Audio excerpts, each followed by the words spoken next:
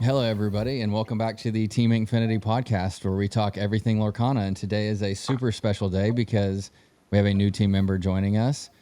He's not stationary. He's not currently at a DLC. We're just having webcam problems. So, Matt, thank you Yep. for joining us. Yeah, wave Matt. Excited to be here. And the regulars, Mo and Cody, are back. And there's a very specific reason that we went above and beyond with the amount of people on today. It's because the three of them competed in the Lucky Llama Lorcana SmackDown event yesterday, as of recording this, and all three topped the. It's 97 technically. I'm going to call it a 100-person tournament.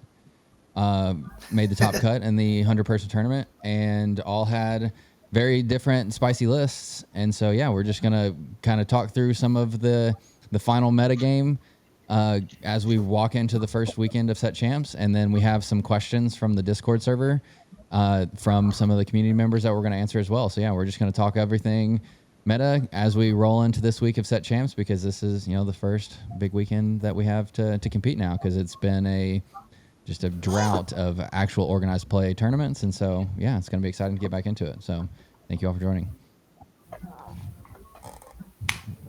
Woo! I was gonna say, I thought Mo was about to say something, but we're not. We didn't get there. So, anyways, I guess I'll give a quick recap because I didn't play. I wasn't able to make it to the tournament in time, so I wasn't there. But Yeah, fake fan. Zan made an appearance.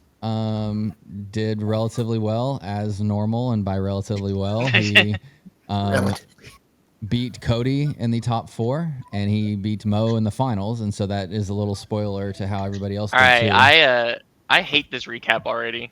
This is Yeah, not it's coming fun. starting on. Okay, I said okay. Let me. You're right. Let me back up. Let me back up. But- You go for it. You do it. You do it. I'll take a step back here. You give the All recap. right, so here we are, our hometown heroes driving down to their local Lorcana scene. We, titans of the industry, want to take down our enemies and foes and make a stake in the claim for our team as a foundational unit of the Lorcana competitive tournament scene. Fair. And Zen did come by and did beat 2 of us. It's got bars. That was fan. You kind of like were going on like a really solid track there, and then you just got derailed. So let me finish the good stuff. The good stuff is 4 of our team. So 2 of our team members are store owners of the store in Sharp Gaming in Fort Smith, Arkansas. Shout out Sharp Gaming. And so they were running the tournament. We had 4 people competing in the tournament, which would be Mo, Cody, Matt, and then we say 4. Brandon B Squared came up and stayed with Mo and Mandy and rode to the tournament with Mo, Mandy, and Cody. And so he basically was grouped in with the team at that point. And so official or not, he was part of the team for the weekend. And so we're considering him because he was part of all of the group of players that we were playing with. And so Matt, Mo, Cody, Brandon were the 4 competitors that we had in there, and all 4 of them made it to the top 16 cut. And so it was incredibly fun. We felt like we did a good job protecting the home turf. Unfortunately, we couldn't get the win because Zan came in and did his like Jafar thing that apparently is like really good now, which we probably should take a minute to talk about when we get into like the Set Champs talk. But yeah, it was a really fun tournament. I think everybody did a fantastic job from the production standpoint. JDZ Quest and TFM Dan were the commentators and did an incredible job there. Shop was in incredible shape and everything. So yeah, it was just a really fun time. And then we had 3 all of the people make to top cut, which is just super exciting as well. Okay, so I guess Matt, let's start with you. Since I hate to like say from worst to best, but because top cut is still incredibly impressive in a 100-person tournament, obviously. But just take us Technically, through. I made it twice. You made it. What did you say? I made it twice technically because my friend took the exact same list and he also top 16. True. Oh, that is I did. That is a good point. That's very fair. And from to be even more fair from what I heard or from like what I'm looking at on Inkdex right now is you made top 4, and so Yeah, they mislabeled it, but I'll take top 4. yeah. So we're just gonna say that Wait, you he got labeled as top 4? Yeah, by a different player too. What But a Yeah, scumbag. it doesn't even has what it doesn't even has his name attached to the deck itself.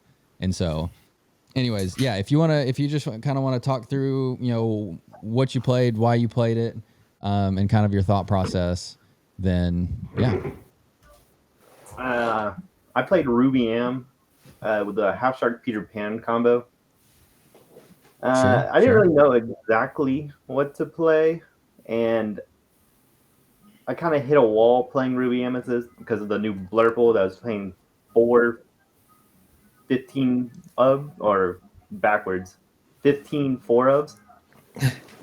Yeah. Yeah, I kept losing to that, and then I had to kind of adapt by adding the Lady Tremaines and Sisus and making their Hades have less value on the Half Shark because I have other threats.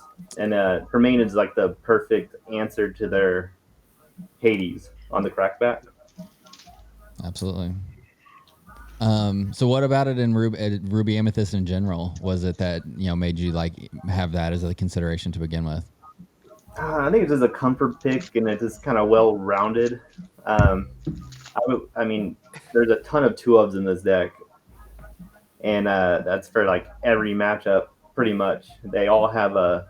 It's kind of a toolbox deck, kind of just has an out to every situation. Yep. Yeah, I've seen a lot of fish hooks going around. I don't know if that was just this tournament specifically or in general that's starting to see a little bit more play, but with all the evasive stuff, the fish hook seemed like a really, really good call. So I how wanted did the fish to hook ask feel? Matt about that card. Like that card just caught my eye when I played against it all weekend. Like it's so good. Yeah, it is really good. It's also to out manners with a 5-drop Maui. Sure. Sure. Yeah. And then it's also really good in a Blurple because it also answers the Hades, the Maui, and the fish hook. Yeah, that's all fair points. If they see it. If they see that, yeah. But what the game is usually goes on long enough to see that one of. Like in the matchups that you want to see the fish hook in, that is usually the games that go the longest. Yeah. Yeah. Is there anything that you would change about the list, or do you feel it was perfectly set up for what you were wanting to do? There's a lot. I mean, I think the meta is just kind of too wide to kind of consolidate some of these two ups to four ups. But after it's defined, I think I will make it a little bit more normal. Okay, that's fair. Yeah, I mean, I wanted to give. Go ahead. You're way more I was just important than I am. Shut up. I just wanted to get my 2 cents about the deck really quick because Yeah. I played against his buddy who made top 16, and unfortunately I had to knock him out. But so they did open deck list for top 16, and I was like, okay, cool, yeah, let's look at the deck list. So we shared it. They did the timer for how long you get, and I was like, I'm literally being scammed right now. There is 13 different 2-ofs in this deck. How am I supposed to remember all of this? And I was like, it's not as simple as the 15 4-ofs. That's really easy to kind of figure out. But I was like, oh my gosh, going through it. And I remember we played all 3 games, and after game 1, he played something. I don't remember what it was, but like it completely caught me off guard. And I was like, wait a second, I have to re-look at the list because I was like, I obviously did not get it all in one sitting. So I looked at it after every single game, just being like, what is going on in here? But I feel like did lead to like a downside of having like all these different or lower ends. Like I knew there was only 2 be prepared. Like I only knew there was only going to be 2 brawls at some point. Oh So man, I didn't even notice the 2B preps. That's crazy. yeah, Well, like there just has so much in there that like it was really hard to guess what route he was gonna go, because it Sure. felt like a lot of Sure. times like whenever I was playing against him, it was like, oh, this is like the predictable turns. Like nothing was predictable in those matches. So I'm definitely not surprised that they both were able to make it. yeah, I can kind of speak on like the two be prepared because you can like recur off the half shark after you see one, Oh, and sure. in testing, I had multiple times I just didn't even need be prep because the deck is really aggressive to kind of control the board. Even versus like songs, sometimes I didn't even need be prepared because I was able to make such a wide board, and like the queen really helped in the song matchup. I played 2 of them in Swiss and was able to beat both. As somebody who's probably going to take songs to set champs this weekend, that scares me to death. So thank you for that. Matt's Yeah, pretty the good. Queen is definitely. If you expect a lot of songs, I would definitely take the Pegasus sure. out. I agree with that one. So, something I want to bring up. I kind of love this list. I don't know if y'all have ever looked at my DLC Vegas list, but I just functionally love approaching the game and the mulligans with like these 2 of strategies, 2 of 3 ofs, and like you have like a bit of a reverse toolbox with the Maui Shark, and I just really like how that feels like in general. There's a couple questions I wanted to ask. What sold you on Snake? I've been having not such a great time with that card in this last little bit of testing. Well, there's a couple of reasons. Like, it's really good with the rabbit in certain matchups, and then like being able to recur Tremaines in the Blurple matchup is really crucial. And just having that two extra bounce cards other than Fox. I don't like all this blurple hate. Wait. Hold I on. know Hold on. Blurple is terrifying. Are Yeah. you not on GOAT? No No, good. there's no goat. Pirate's Life. It's Yeah, sure. no room, and then like Iago usually gets a little bit more value because you can curve Peter Pan into Iago. Sure. That's crazy. I didn't realize that either. I mean, the 2B preps makes a lot of sense, but no goats, I would say, is like almost, like against the code of conduct for Ruby Amethyst. But I mean, obviously it worked. I'm not saying you can't make it happen because obviously it had its moment and you made the top cut, and so there's a ton of good behind it. But yeah, I mean, it's you just went against the grain, which sometimes you find a lot of success doing that. So I can commend you for that as well. Yeah, I mean overall the deck felt really good. I went 5-1-1 in Swiss, and I almost won my top 16, but I had 4 Maui Sharks in the bottom 15 cards, and I didn't draw one. No shot. What was your top 16 match? It was purple steel. I had 2 pirates left in the discard, and I needed to get one in like 3. I don't know. I drew a bunch of cards. I had like maybe 18 cards left in the deck. Jeez, and you didn't see a single shark? Yeah, I was That holding is hand for it. brutal. I think I had like 12 ink. That is brutal. Jeez. That Well, sucks. It was a rough one. yeah, I mean, that right there tells you that it's not all about skill. There's very much some luck factor involved because Yep. 4 sharks in the bottom 15 when all you need is 1 usually to help get you across that finish line. But okay. Yeah, Ruby Amethyst dead deck confirmed. Did you say best deck? Because No, the dead. statistics kind of Deceased. point a different story. All right. Deceased. Let's move on to Cody's deck now. The well, I looked at your tag today and it was cutest Inkfinity member and now it's cutest Blurple player or something like that. Like you're changing I it don't up know. on Let's go look. you're changing it up on me every time, and so it's like impossible to keep up with what I'm supposed to talk about, especially when. No, wait, it says cute as lemon limer. Oh, yeah, no, but it was cutest Inkfinity member. I thought. Yeah, it was. Okay, well, yeah, you changed it. I'm That's just my I'm just point. trying to see if you pay attention to me. I do. Anyways, he's Cody on his Continental top 23 Blurple deck again. Had a ton of success with it. Yeah, so just walk us through some of your deck choices and why you chose to go with Blurple. Before I do that, I'm opening my box I won. I did want to point out I did get a sick pack here with Foil Cobra and 2 legendaries. Ooh, That was from one pack, so that's pretty neat. that's fine. Yeah, just so everybody's on the same page. I mean, we might as well spoil it here. Cody does not actually pay attention when he's on the podcast. He's either I do pay playing attention. video games, opening packs. No. You Maybe. literally I mean, okay. said- I might be literally opening a pack as we're talking, but that's besides the point. Yeah, I'm just giving him a hard time. Yeah. So yeah, walk us through some of Elsa? the Blurple thought process here. Yeah, I definitely went with a comfort pick. I kind of taken the hiatus from Lorcana for just a second, just because I'm waiting for DLCs. I'm really excited about doing that. I totally did not get into a new game called Warhammer 40K that I'm sure no one has heard of. Don't look at the stuff in the background. I'm not cheating on the game, I swear. So I was like, I'll take Blurple. Let me go see what Blurple's up to recently. I'm like, oh, Blurple is topping tournaments recently. Let's see what they're doing. And lo and behold, blasphemy that the deck has cut all the 1-drops and is full top heavy. And I will be honest, a little bit scared to do stuff like that because I feel like one of the most powerful moves from my Continental run in Blurple was having the powerful 1-drops along with all the crazy top end that you're doing. Sail into a 1-drop was like the best thing that Sure. Blurple was doing at the time. So I was very curious by this, but I mean, I could see people topping with it. So I found JDRR's list. He's a great reference point anytime you want to know what Blurple's going up to.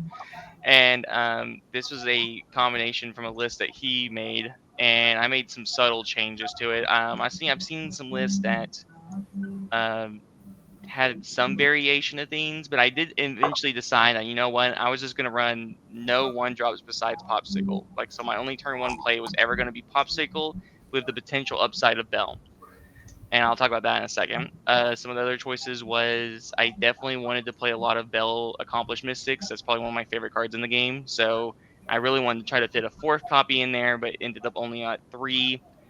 We're on 3 Gastons. Gaston is a fan favorite of mine ever since set 2, and I love playing that card. So it was a very easy sell for me to like want to put that in the deck. I was like, oh, of course I want to play that. I will, however, did see some people playing Tamatoa in the deck, and I was like, that's kind of interesting to go with the Bell package. I have a single enchanted one. Let me just cut a Gaston and throw in Tamatoa. And I will say, over the games, Tamatoa is pretty cool. He wasn't ever super explosive, but he was a 6-drop that quested decently, that got you some card value. So I wouldn't be afraid to add more. I always do my signature Let It Go in these lists. And running 4 Duck Banners, I feel like that's just become another card that I'm absolutely in love with. Yeah. Crabs are really good. I don't think I could ever play Blurple without some sort of number of crabs in the deck. If anything, I just want to add more in there.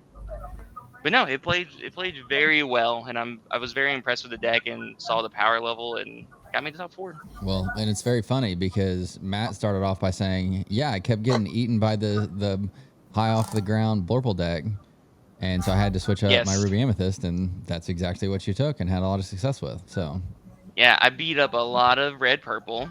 I beat up 2 Maui Shark blue red decks, and it just eats them up. It does. It never really felt like it was truly.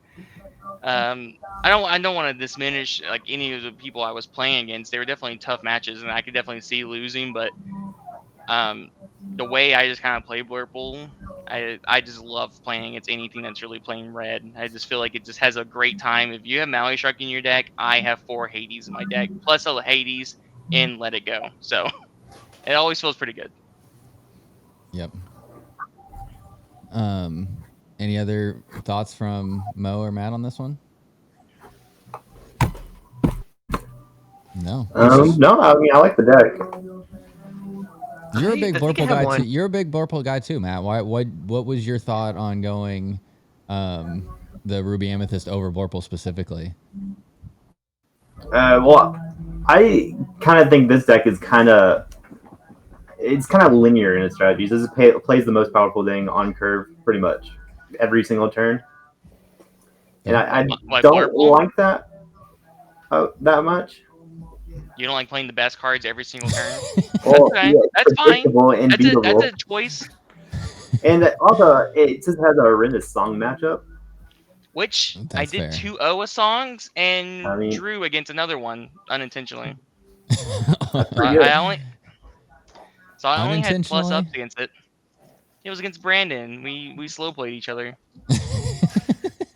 unintentionally because I did want to beat him. Songs. How was that? I don't even know how that drew. How y'all drew. It was because like I feel like okay, so Wait, I guess hold I can on. talk You're about that being for. serious. I thought you were joking. Like you actually unintentionally drew? No, I mean, it was round 4, so like there was no reason for us to draw. So we weren't going to, and we were just like, yeah, let's just play and one person wins, right? I But legit we thought went you to guys. time and we went to turns. Like we literally stalled out against each other.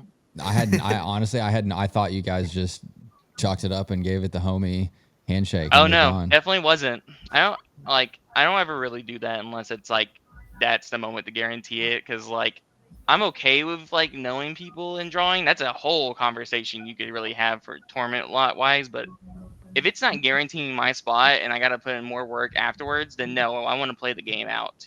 Let's get a winner and then play the game of Lorcana. No, that's fair. I just that was just my assumption. So it's very interesting to now hear that it actually did go to time. But which, I mean, I can talk about just for a second. I will say the Steel Song player I did 2-0, I definitely think it was like, I don't know what I would even call the percentage on the wins, but I will say after getting to do some testing against Steel Song, I was very worried about that.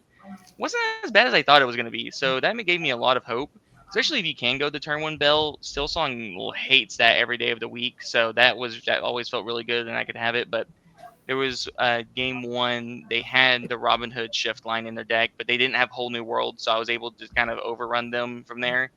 And then game two, they did have Whole New World, but I kind of was able to get some stuff sticking on the board. He didn't have the correct removal to remove everything. Like, I think one point he had to strength a bell because he didn't have 4 damage to get rid of the genie. So that means I had a genie on my next turn, which that's the secret when you're playing a Steel Song. As long as you can keep things on the board and contest their stuff, then it really hurts them. They don't love having things crabbed or Elsa'd, and you just need bodies to make those combos happen. And then I ended up going like 3 turns in a row of Hades, and he just couldn't kill them all. So I eventually just started questing out. So I will say definitely like on the percentage that kind of leaned more into my favor just because of what happened during those games, but definitely did not feel as bad. Brandon, he was playing Bolt. I wish he could be here to talk about that deck, but he was playing Steel Song Bolt, which I highly encouraged. But I think it had some layers to it that the other Steel Song decks had where it wasn't as fast per se, but it had some very explosive turns. So it made me very scared of like, is this Bolt about to shift, quest, and get spinned or something? And he definitely did that. There was multiple times during the games where he had like bursts of turns of like, yeah, I'm just gonna gain 7 right now. And I'm like, what'd you just say? It's a Steel Song. You don't play stuff that does this, but Bolt allows that. Yeah.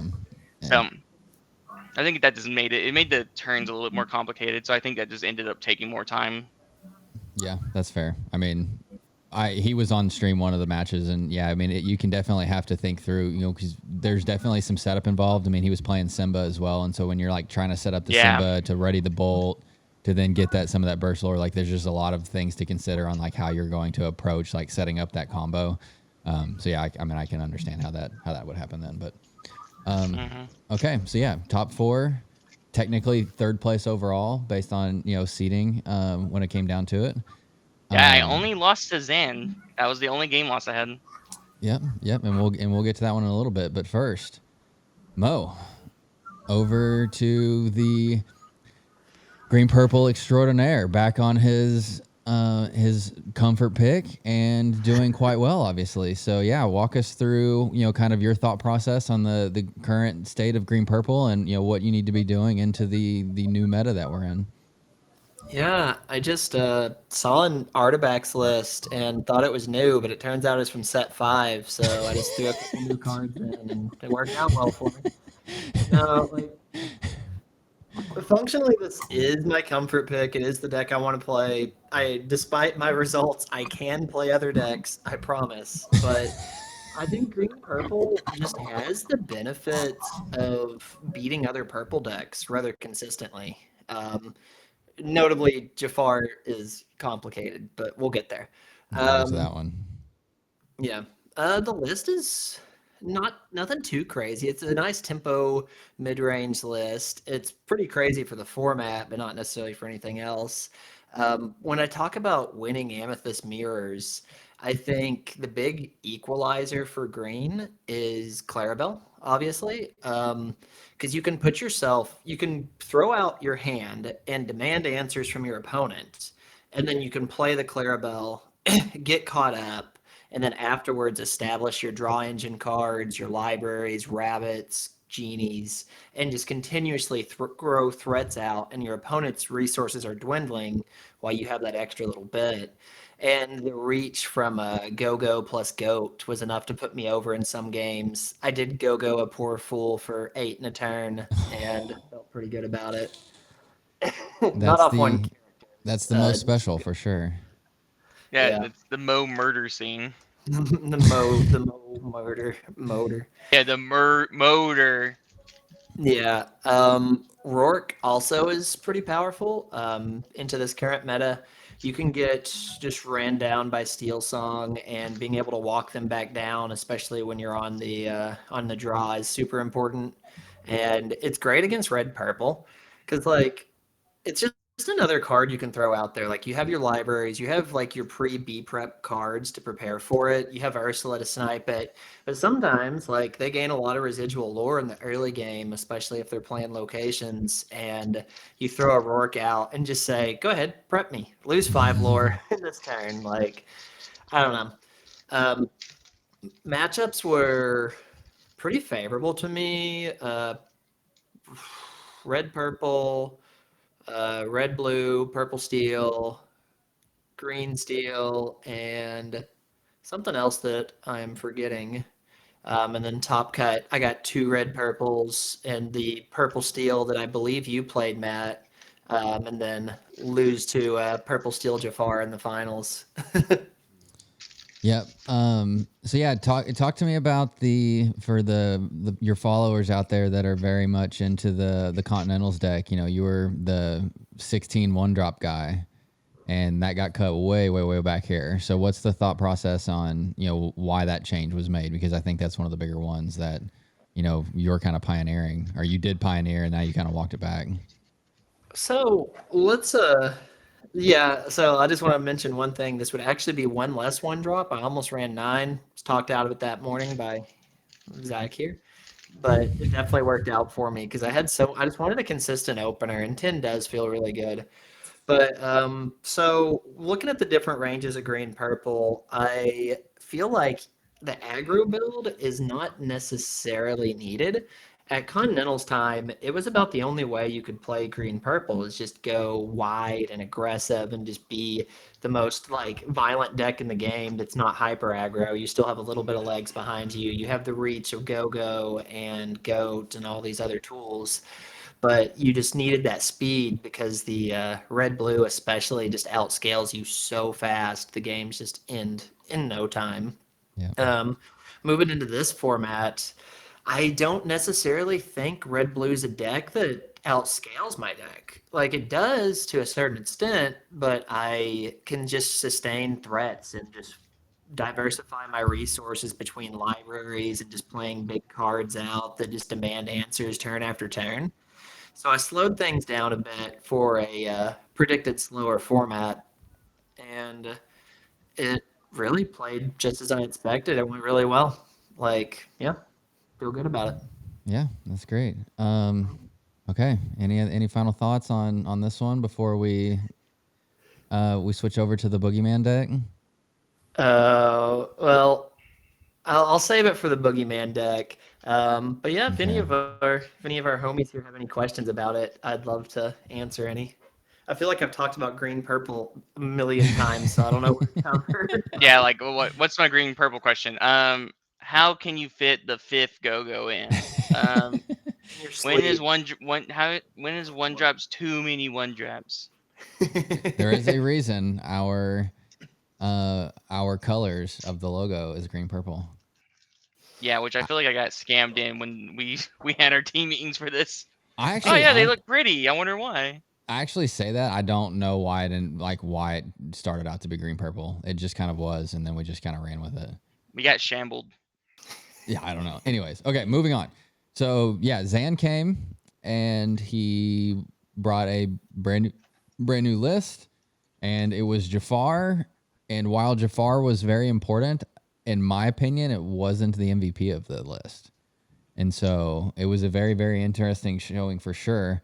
But yeah, I just wanted to get your guys' opinions. I mean, we'll start with Matt, but he didn't have the chance to play it, and so I think you guys probably have a little bit of a more well versed opinion on it. But yeah, Matt, what did you think about the Jafar? Has that been even on your radar as of late, or was it just brand new thought there? Yeah, I was. I made a list, but I never got around to testing Jafar. Um, Yeah, Matt's I a little actually, bit upset. yeah, I actually really, I didn't have lamps in my deck, and I think that card looked like it kind of overperformed for him this weekend. Yeah, That for card looked sure. very powerful. That's what Which I card? would The have lamp? considered the The lamp. MVP to be. So Yeah. I think that, like if you look at the tempo plays that Jafar had, like it was always very like slow in the start until like the big, I set up a couple 5-cost singers and then I just wheel and get all my lore that way.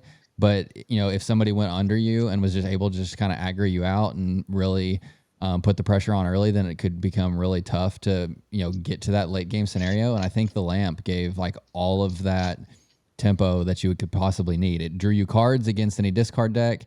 It bounced double singers. It bounced, opposing genies that could oppose your evasive characters. And so I just think there was like so much utility behind it that it really did it all. And so, yeah, in my opinion, the lamp was the MVP of the weekend for sure. Yeah, Cody, let's head over to you. I know you had a really, really, really close game with Zan. And was basically going to time, in the 3-game set and top cut. And so it was going into like sudden death essentially. And so, unfortunately had the position to where you had to like really, put the pedal to the metal, and didn't work out for you. But yeah, what were your thoughts on the build and the kind of overall strategy with this one? I really like Jafar. It's why I took to the first DLC for set 3. I was a big Jafar gamer. I got all the enchanteds for it and rolled it out. It was so much fun. I didn't do as great there. It was like top 500s. I forget the exact number, but I was somewhere in like 400 something. The list seemed really cool. I'm a big purple steel fan. It was honestly very interesting to get to see a new deck, and the matchups. I talked to Zan before, and he was telling me about how all the purple decks he was beating before we got to our moment. I was like, that's fine. So when we were playing our games, game 1 particularly, it was very interesting. I will say I don't know. I mean, people might have different opinions on this, but I think during the game, I didn't really think that Lamp was doing a ton in our matchup. Like there was one moment at some point where he bounced my genie, because I had 2 of them in play with Lamp while he got to draw, and I was like, that's fine. I think that ended up being one of the games I won. Yeah. I forget which exactly part that happened in, but I know game 1 particularly, I wasn't seeing any Elsas, and that made it very hard to deal with the threat of Jafar coming out. And I think that was the hardest part for Whirlpool to deal with, was just I can deal with grindy, aggressive decks, but then like just the random pop up of a Shift Jafar, it was always an looming threat. So if I ever just missed on not having the a certain one or the right type, then that definitely felt bad. Then I got him in game 2 where I grinded him out, and eventually I was just gaining lore faster and could keep his threats off the board. And game 3, we did have a very fast Jafar shift on turn 5, Sing Holy World. And I actually thought I was in a pretty good spot if I drew any sort of way to deal with it. The Let It Go, all 4 Hades was in the deck. Crab was a potential thing I could draw on, and if I could, then any one of those would have helped me clear the Jafar off the board. He would have had nothing. I would have had big questers, so maybe I could have pushed through. And then by the moment the game ended, it was about less than 5 minutes left on the clock. So in the end, I didn't draw any of those answers, so Yeah. it just ended up into concede. How crazy is it to just run 3 wheels? Like I think when the list started to like circulate and people were like, "Oh my gosh, this is what it is," and everybody saw the 3. Did you just open that right now? Yeah, I was talking. Yeah. For audio listeners. Good old foil Cody Tommy. just pulled a foil crab. Full Tamatoa. Is 3 wheels crazy? I mean, obviously he won, and so you can't. I mean, there's definitely merit behind it at this point, and it was a really stout field. But I don't know. It just seems crazy. Like when your top end is wheeling, and you only have 3. No, I mean, I will say I don't think this deck doesn't. I wouldn't say this deck works the same way like Steel Song. Like it's not always trying to like pump out as many songs as possible. So like this is probably like the one wheel deck that like 3 is like absolutely fine, because usually they'll just do maybe like 1 value wheel, but they only really need to ever do wheel 1 time with Jafar to like change the game, because that's Sure. the 7-point swing. So as long as they can do that, then like yeah, it really only takes 1. And then besides that, this deck is just like a efficient, good card purple steel. So even has ways with Cobra to discard wheel. Maybe if he has like too many at one point. So I think it's you have to like shave some things because he definitely wanted to play 4 lamps. Obviously, that was a big part of his deck, and he ended up with 4 genies, which I think is totally correct. So once you get to that point, you definitely don't want to go disparity of like trying to fit too many good cards in and a ton of uninkables, what Steel Song always deals with. So it doesn't seem like as mandatory. I like the 3-wheel option. Yeah, I mean, especially when you can draw off of friends and the lamp. You know, I mean, I feel like that does kind of just pseudo wheel for you too. So, okay, Mo, you had the last match of the night. I don't remember. I think it was like midnight at this point, and so running on fumes, trying to tackle the behemoth. What were your thoughts on the matchup and the deck in general? Okay, I'm ready to talk now. Okay, good. So, a couple things I want to mention because I've seen some discourse online, and I just want to say, like, just you don't need proof that this deck is real, but his path to this win was through another Worlds competitor, a few Continental qualifiers, 22nd in the country. Like, we had a tough field, and this Jafar deck stood above every other one. There's a real reason why it was brought, and it looked really good at the end of the day. Um, Moving on to the matchup, it looked really good at the end of the day when he was 2-0ing me so we could go home fast. Uh, the matchup in general is complex because, like, I was looking at it beforehand and thinking it over while they were finishing up their game, and I was like, I knew the key cards would be both my Ursulas, Ursula Deceiver and Sea Witch Queen, the 2-drop and the 7. And I knew Deceiver against a player like Zan, I was never going to get like an obvious hit, but I had some rules in my head of when I play her. The rules were if there was a shift about to come out, that was priority 1. If I had extra Ursulas or a bounce, I was going to play one early and see if I could snag a wheel before. I played quite a few Ursula 2s, Ursula Deceivers, and there was no chances to get a wheel. Um, Basically, I would his game plan was to get it and just get it gone on the turn. He played his 5-cost singers very smartly, never put them at risk, and just basically patiently played till he got the one of his 3 wheels off the top of the deck or in one of his mini draws, and I wasn't able to interact with it with the Ursula, unfortunately. The 7-drop Ursula, there was no stage of the. I never drew them. It was I got betrayed hard by them at this point. They've been there all day for me. I didn't even want to see them against Red Blue. What's that card supposed to do against Red Blue? Like, they were all over the place. I had 2 on the board at one point. Cool. But like in this matchup, I just couldn't find him, and I knew that was my silver bullet, especially on the game that I had to play. Um, I really wanted to shift Ursula immediately on 5 and shut down any Singer shenanigans, and it never worked out for me, unfortunately. Yeah, I Game thought one, that was your like win condition too. Like I thought if you could get that to stick, it's a really beefy body that would be relatively difficult to deal with and could swing back really hard and then shut down that for the time being. But yeah, it was really unfortunate you didn't get to that either. yeah.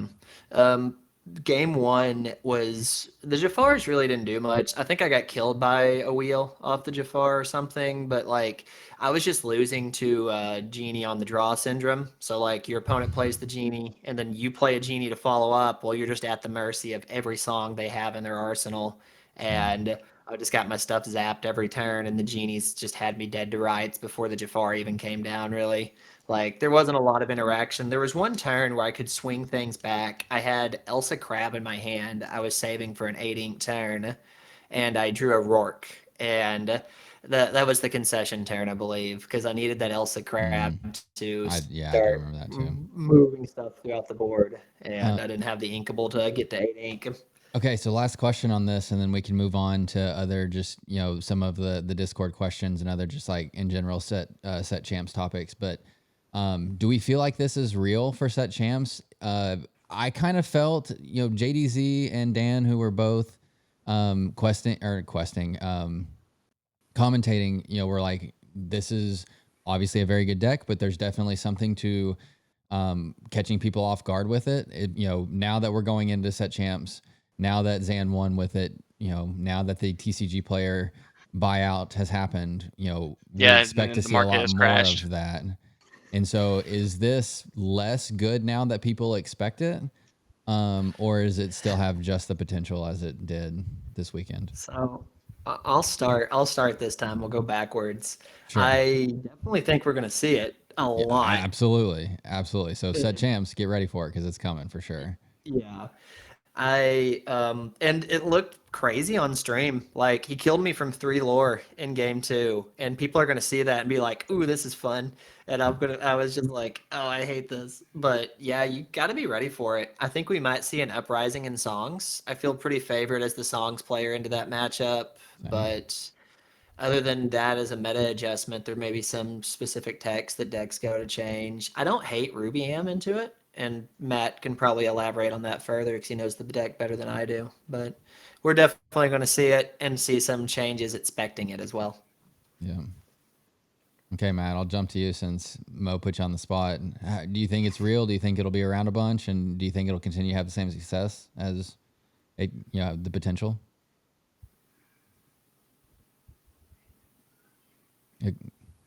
Agree. Couldn't agree more. Okay, Cody, over to you. I definitely think so. People, Jafar is very appealing. It has an enchanted. It's very fun card. It lets you do the whole new world. I will say, I think it is a little of a. I don't know exactly what I'm thinking about with this, but I feel like it's a little bit misleading on like maybe how well it performs. Because yeah, I'm exactly right there with Mo. Like I would love to see how it does compared against like I guess a field that might know that it's coming, especially like Steel Song, because I feel like whenever I was playing Jafar, which it's a very different time now, but they were always just like the faster songs deck. They always had like the removal faster than that deck could do. It was doing whole new worlds before you could pop your whole new worlds off, which was really annoying because then all the setup that you've been doing has been falling back. Maybe Lamp does that, bouncing your Singer maybe is super impactful with Lamp, and that is something to really consider. But I'll play against them all day. I think Blurple can take it.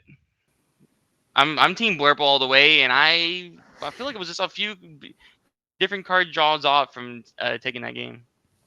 Yeah, I agree. I think like you said into that last wheel on that last game, if you had gotten a little bit better of the refill from that, then you probably had a good shot at figuring it out from there. But okay, it looked like Matt was muted, so Matt, we'll go back to you if you come off mute. There we go. Yeah. So, what are your thoughts, Matt? Well, I say that we can't hear you, Matt. I know. It shows him coming off mute here, but it's like not refreshing the audio, and it's not even refreshing the audio in the interface. So fun technical difficulties here. I wonder if I can like toggle it. No, I can't. Okay, Cody, well, quick, distract them with more pulls. I know. What is it? Said Cody, quick, distract them with more card pulls. So these are the foils I got. I have foil Iago and foil Cobra, foil Tamatoa, and I also laid out a foil Tramp. What a good I like the card. I know. Hey, wait for this. I also got 6 other legendaries with top of that. So this box was actually kind of crazy. That's seven legendaries with like good foils. No enchanted though.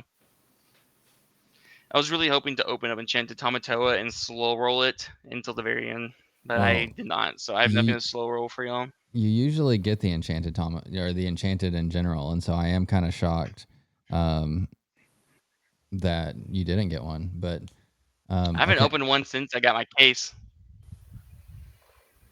Well, you win some, you lose some, but you got a D23. What is it? Sorcerer Mickey? What's his subtext?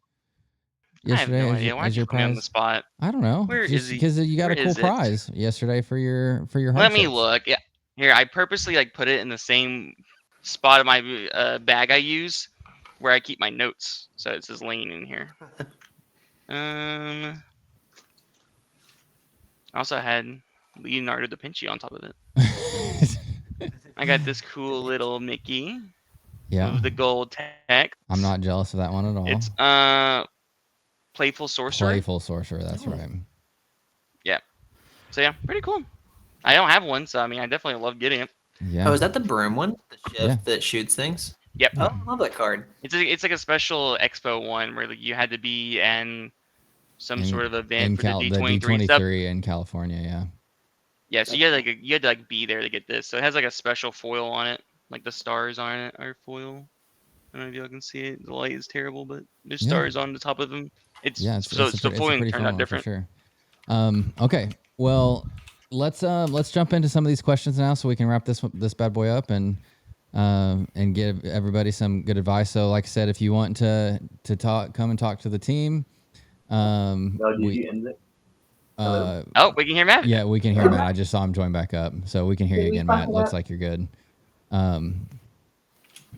But yeah, so if you want to join the Discord and have some conversations with the team and have some of these questions answered and have the opportunity to interact with us a little bit, then yeah, we'll put a link in the link for the Discord down in the description.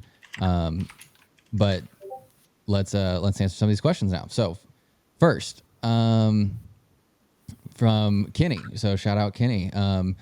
Just asked about what are some of the do's and don'ts for people that this is their first TCG tournament, and how should you like approach some of like maybe it's your first big tournament, maybe you don't play in person all the time, and so what are the just kind of some of the tips and tricks to going into a big tournament like this, and we'll start with Matt since we had some technical difficulties and couldn't get him. So Matt, I think you're back if you want to answer that one. So the tips and tricks for Yep. set championships. Yeah. Yep, just like big tournament or tournaments in general. Yeah, just If for you new are the for first new time. people that may not have gone to a big tournament before. I mean, I think you just pick your comfort pick and get a lot of reps Great in, know advice. all the matchups. Yeah.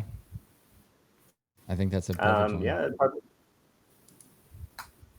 Especially if you, I will say, just to capitalize on that, especially if you're like really like bouncing back and forth between decks, yeah, definitely pick the one that like maybe you've spent the more time with, or the one that you enjoy the most. Because I can definitely let you know, one of the biggest pieces of advice that someone gave me when trying to decide what deck to take for a tournament was like, would you have fun? Would you, if you did lose, would you have more fun if you played this deck or that deck? And I'm like, oh, I definitely would like to maybe play the deck that like I'm used to, and that would be like more accepting. Because then if I play a deck I'm not used to and lose, I'm just like, why didn't I just pick the one I know how to play? Yeah. So definitely have that in the back of your mind. Yeah. I think we all kind of proved this weekend, like comfort pick, and we all did Yep. really well. We really did. That's very good point. The only thing that I would add, I guess, for like new people, if you're not super experienced or you don't have a ton of history in some of these bigger tournaments, don't be afraid to call a judge. I know that sounds crazy, especially in set champs. They may not be as big and intimidating as a DLC or like the Lucky Llama tournament that we just finished recapping. But especially if it's not like a very small, tight-knit group of people, if it's still a 20, 30 person tournament, you don't know everything going on, call a judge. Maybe nothing happened. Maybe something did. I would bet more times than not, something didn't happen and you just, needed explained a little bit better. But it's always better to just err on the side of caution and make sure you understand everything that's going on. Just because in the longer run, that's going to help your understanding of, some of these situations and just make you better prepared for them in the future. And so, don't let your nerves get the best of you and, kind of skip over some of the potential that you have to go get external help like that, and make sure that you're, staying on top of everything that needs to happen. And one thing I want to add while we're on this question, take care of yourselves. Like, try your best to eat. If you got a nervous stomach like I do, just try to get whatever in. Apples are easy, carbs, just something. Not the 5 Red Bulls. 5 Red Bulls. No, don't drink 5 Red Bulls. Drink a lot of water. I drink a lot of water when I'm doing these because I'm not used to talking as much. But take care of yourself. And mentality-wise, like, don't carry your losses. You can think about them at the end of the day, but there's no reason to be upset about a loss going into the next round. You just got to focus up and move on, you know? Yep. Yep. That's a good one. Okay. So from Crookshanks, talk about some of the top decks and what are good and bad matchups into them. And he says specifically, my locals has a lot of Blurple. And so what would be the best against that? And so, I mean, Cody, Mr. Blurple player, do you want to start on this one? There's nothing you can pick, Crewshanks. Burple's gonna dominate and take over everything. You're already failed. Everyone's already corrupted at your area, so we're making good progress. But no, I definitely if you're trying to map out the field, the thing that's going to probably beat Blurple is that they're very greedy right now with like their most powerful plays since they are cutting a lot of the lower end. Like my list only played 4 popsicles as 1-drops with the bells to go along with it, so it could potentially be 1 or 2 turns before like an actual character ever hits the board for us. So anything that's super fast, like Turner Dogs, might be a good potential option, or a more aggressive style of Amber decks, and probably definitely Steel Song.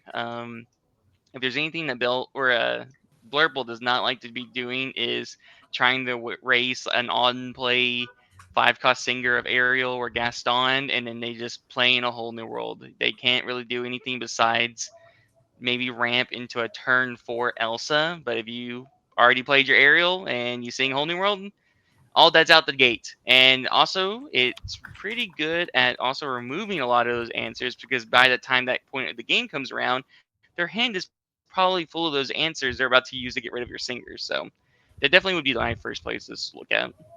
No, that's great. Matt, what about you? If you have somebody that's in a super heavy red purple meta, what is really good into red purple, and what should people be wary of taking? I mean, discard's super good in the red perp. I mean, discarding their whole, be prepareds, and I think Song's also a good pick into them. Yeah, I mean, it uses wheel away all their B preps and all the removal, and they can't really remove your board. So I'm hearing Songs. I like the sound of that. It was 2 song answers. Yeah, it's a red purple. I think is in a pretty good place, but it is an interesting one for sure. Where you can get into some bad spots depending on what people are able to discard from you or not. Okay, Mo. What about you? What do you think? Well, we won't say green purple. I don't. No offense, but you were one of 2 of the 100, so I don't think green purple is going to be the biggest shower. Well, we've already found the answer. It's Jafar. If you want to be green purple, bring Jafar. So I'm going. Jafar. Yeah, I'm going to rearrange this question for you so you can give the answer that you want. If you have a big red-blue meta, which is still, I think, really relevant, what would you consider taking? Or what what is good into it and what is bad into it? So let's talk about this from the lens of a green-purple player, and then we'll talk about it a little bit more analytically. But I think the deck I took this weekend, the green purple deck, has like pretty slight favorable matchups into about anything. Like it felt really good, and I felt like every matchup in the meta I could win, play or draw. I didn't feel like I was the most explosive or the most unfair deck in the room. I definitely had to fight for like everything, but the deck itself just didn't feel like it had any just like crazy losing matchups, and I think that's one of its strengths. Like I was comfortable with it. I felt good. If you want to beat it though, just play Jafar, mull your wheels, and get them at good times. That's pretty effective. Yeah, that's fair. And yeah, but if we want to look to counter these new red-blue decks, I definitely would be looking towards. I think I would just pick your Poison of Amethyst. Like, it's so hard for red-blue to really establish. And keep in mind, red-blue is an incredibly high skill cap deck at the moment. And obviously, better players can do better things. But just keeping up with the card draw of Amethyst while having the Crab Fox combo plays on locations. Like, Crab Fox is an instant kill on a manor once you get to enough ink. Like, there's just enough, like, pseudo threats to keep floating that, a board wipe Sisu is just not enough. So I'd look to just play your favorite Amethyst deck. I lean the green purple way. So I'd say if I'm going into a room full of red blues, I'll just play green purple and love life all day. Yeah, I think that's very fair. Okay, and then I kind of think we've already answered this one, but just so we're on the same page, Luke asked about what are some sleeper decks. I think green purple is a great sleeper deck. I think Blurple, depending on where you are, apparently it's running rampant in other parts, but I think Blurple in general is still a relatively underrepresented deck, and so I think that's a relatively good option too. Are there any other options that you guys can think of that would be fun, like off meta? Okay, we actually had like a serious discussion on puppies the other day, and I was like, is that actually like has the potential to be real? I don't think we're quite there yet. So Yeah, I was gonna say, yeah, my honest pick was, yeah, Amber Sapphire is the sleeper deck. It's so sleeping that we still haven't woken it up. It's still not here. Matt, what about you? If you want to take something off meta that could be a sleeper, what would you consider?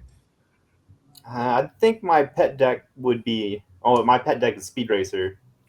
So I would probably pick Speed Racer. That's true. All we're saying this is we're just playing the decks that we wish we could play. Like Mo wants to play puppies, Matt wants to play Speed. Wait, do I have a deck that like is terrible that I want to play? Do I have a deck that's terrible that I want to play? He says. I have a real answer. Here, I'll make my lemon lime community. I wish Under the Sea Kita was better. I know it's doing good in Germany right now, but it's not being very consistent. True. All right, Mo, what's your real answer? I honestly think there's a world where blue steel mid-range gives people a problem. Like, the deck tests really well into a lot of stuff. You have answers into a lot of things. Like, you still have some really powerful card draw options in Dock and Tamatoa. And you have a reverse, like, what's the effect called? Rummage, I believe? You have you can draw and discard and loot. Looting. Yeah, thank you.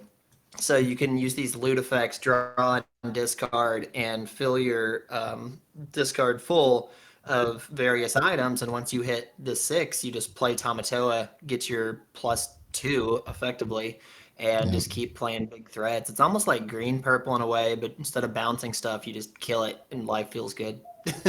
It's crazy. There was one singular person brought blue steel to the 100-person tournament.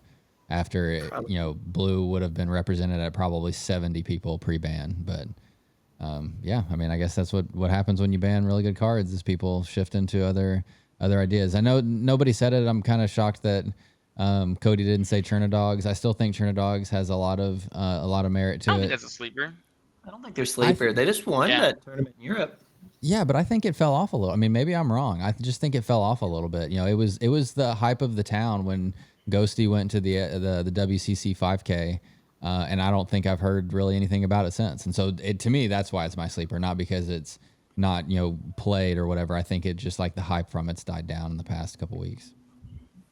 I definitely packed like extra Merlin crabs and crickies and like kits just ready for that matchup. I was expecting it to be one of more represented, and I didn't see it all day. Yeah, that's fair. Okay, I have another deck too. I think Mufasa is actually pretty well positioned too. I like that pick. Oh yeah. I think Gaston on 3, and then you can with the 2-drop lady, and then Rapunzel draw 3 is really powerful right now. Yeah. Yeah. Mother Gothel. And Cody, just so we're on the same page, Cody, did you know that Mother Gothel is the old lady from Rapunzel? And so the healing effect is like a very big thematic thing that they've done within the game. Ooh. That's cute. I don't like how you just commented on her age when she's obviously a very young woman who's in the movie. She's vampiring youth away from a child. As you should. Cody had an epiphany that was the thematic thing that happened a while back, so I had to give him a hard time. But no, I actually was having a thought about Mufasa the other night, so I do think that's a good one too, just because it's one that's not much practiced into, and so if you don't know how to treat some of the cards, then you can get steamrolled pretty quick because there are really powerful cards like Gaston, as Matt mentioned. So Anytime Mufasa is mentioned, my thoughts go back to the brief love of my life, Purple Fossa. I was about to say Like, purple fossa is about to come up now. that duck's so good. You ever grab a Daisy Duck? That just feels good. Like, And then I don't Rapunzel know. it. Yeah, then you Rapunzel it later on. Like, it's just on curve if they don't kill your duck. Oh my God. It's crazy. It's crazy. Like, and you just float threats, and you have purple, so you just draw all day. I love Purple Fossa. It's always in my heart. Yeah, I remember you had a ton of fun with that one for sure. Okay. Last question from Hammy. So thank you everyone for asking the questions. We appreciate it. How do you prepare for an unfamiliar meta? If you're playing a store that's not your local or some, if you haven't been recently and so you don't know. I feel like we kind of answered this one too, but just in case anybody has any more specifics, I think the main kind of thought is just, again, play a comfort pick. Anything that you are more comfortable with, that you know how to play inside and out, that you feel confident in, regardless of the meta, you're going to have much better decisions and much better lines. And I think that's going to give you the best chance to have the most success. Just because again, are comfortable and know what you're doing. But any other like kind of tactics or any other thoughts on what you should do going into an unknown meta? I will say one other tip I've been told when I was younger playing card games is that whenever you do go to somewhere new or even the bigger tournaments, I feel like a lot of people get a lot of pressure from not knowing what their opponent's going to be. You are going in being like, I have no idea what this person's about to do. I don't know how they play. Are they fast, slower? What type of decks are they going to be playing? Like how responsive they're going to be to your actions. And I will let you know, they have the exact same thoughts about you because they have no idea who you are. That's a good So point. do not let that trick you up. I feel like I always tell people I love playing against people I don't know and compared to people I do know, because the people I do know is Worlds qualifier Mo. I do not want to run into him during my local store champ, but I have no idea who you are when I go to a different state. So I think I'm gonna be the better player, and I'm gonna play as good as I know I have to play. Right? So don't Sure. let that trick you up. So first, shout out Hammy, great human being, lovely person all around. Um, there's probably a little bit more analytical of advice I could give, but don't play blue red. Just don't do it. You're gonna get ran down by a starter deck Andy, and you're just gonna want to quit the game. Like, just don't play blue red at a place you're not familiar with. Honestly, I know he's kind of joking, but that genuinely I think is pretty good advice, because if you do go into a meta, where it's not a DLC, where it really could be anything and it could be a small group of just like really aggro players, you don't want to play something I think that has just like a really glaring weakness, because you might just get run down like that. And I mean, if you're a very experienced red blue player and that's your deck and you want to play it, obviously that's a little bit different of a story.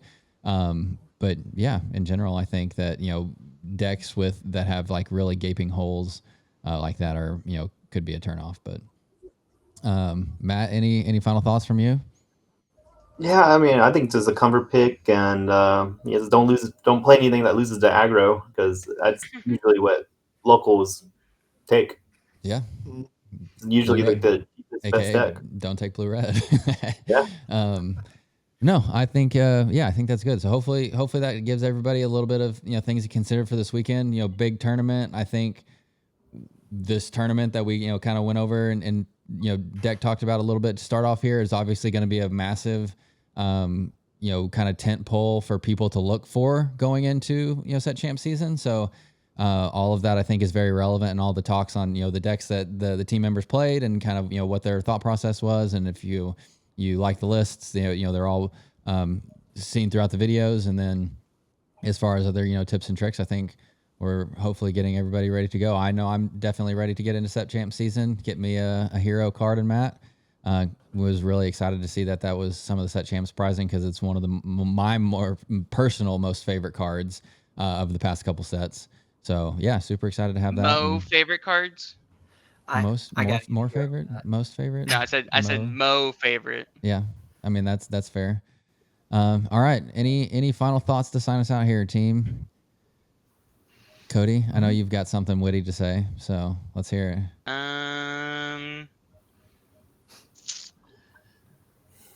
Someone go first. He doesn't have something witty to say. Guys, we stumped him. We did it. Give me a second. TikTok. Did someone else go first? I TikTok. said someone else go first. Mo, go. Something witty to say.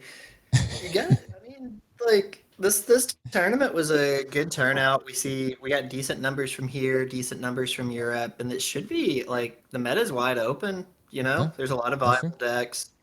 Pick your favorite and just give it a run. Don't overstress it. Just get out there, have some fun. Yeah, have some fun. Honestly, that's great advice. I mean, and I'd say that for myself because I am way too hard on myself. And so if you get out there, have fun. At the end of the day, you had fun. You know, we all get participation cards now. So that's kind of cool, right? Yeah. What I do we still think? want the map.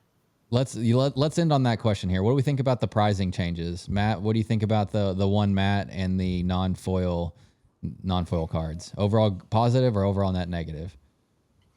I think it's kind of neutral. I do like the mat is more exclusive than just getting top Sure. two. Sure. But yeah, I mean, I kind of actually liked it in the first set championship when only top four got foils. Yeah. But yeah, I mean, I think it's a good thing. Everyone gets participation promo. Definitely encourages people to come out to at least one now, I think, so maybe if you are like brand new, like a couple of these questions were, and you were too, intimidated, maybe this, that's the motivation you need to get out and to actually come and try it out and see it's not that scary at the end of the day. So I like it in general. The mats kind of suck just because you have to, you can't do the homie draws in the finals anymore. You actually have to fight it out for those mats, but I kind of feel like I feel like it's leaning positive. I like the ability to get new people in. They come to a set champs, they spend whatever entry, and still get to like get something back that's worth something to them, and that's really nice. The mats being more exclusive worries me a tad bit. I just gotta win one. I just gotta be good. So let's just get it. the same. I always preferred the runner-up mat too. I just don't like the text on the champ one. I feel like that's where most people's opinion is. But all right, Cody, back to you. You're signing us off. So I'm definitely kind of neutral on it because I love the beginning part of being able to get a card because I just do think one thing that was turning people off is like coming to pay for a tournament and potentially just leaving with nothing. If you do that multiple times, that definitely feels really bad. So sure. I do like there's just an exclusive indoor prizing, right? Like I know if I'm coming to this place, I'm going to get a card that after these tournaments are no longer going to be available, right? So like that's pretty cool. I'm okay with that. Playmat in top one, yeah. Like I only sad in the fact that like they really did feel like you did win successfully when you did make it to the finals because like I'm getting a playmat no matter what. That in itself is exclusive. So it just means if whoever gets first is probably going to feel way better about it. Those victories are going to be really awesome. Hopefully, a lot of people get some great memories this go around. I feel like this is like the set where like I feel like a lot of new people are going to doing stuff. So, at least from what I've just been hearing, and yeah, I really hope to see everyone posting all their lists online that Blurp will top because everyone always went turn one, Popsicle Bell, and then Sing Friends on the other side. Yep, I agree. If you're in the Team Inkfinity Discord and you win heroes or playmats or whatever, we have a channel to post all your winnings, so please do that so we can see all of the fun stuff that all the community's doing. But good luck to everybody out there this week. Have a good one. Wish everybody the best success, and we will catch you next time.